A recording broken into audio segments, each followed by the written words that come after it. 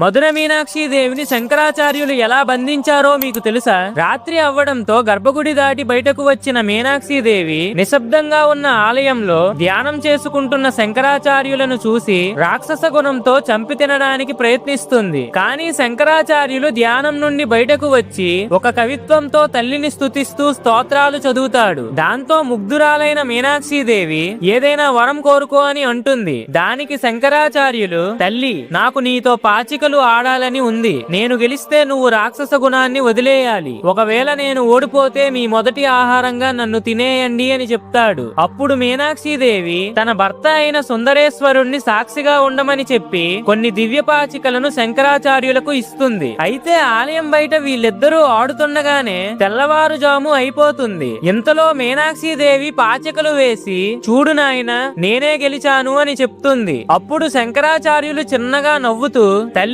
ఆట మీరే గెలిచారు, కానీ నిజానికి ఈ పందెంలో గెలిచింది నేనే అని చెప్తాడు. దాంతో సుందరేశ్వరుడు, దేవి, తను ఆట ఆడుతుండగానే సంఖ్యాశాస్త్రంతో ఒక శ్రీచక్రాన్ని సృష్టించి అందులో నిన్ను బంధించాడు అని చెప్తాడు. శంకరాచార్యుల వారి తెలివితేటలకు ముగ్ధురాలైన మీనాక్షిదేవి తనలో ఉండే రాక్షస తత్వాన్ని జయించింది. మీకు మీనాక్షిదేవి చల్లని దీవెనలు కావాలంటే జై మీనాక్షిదేవి అని కామెంట్ చేయండి.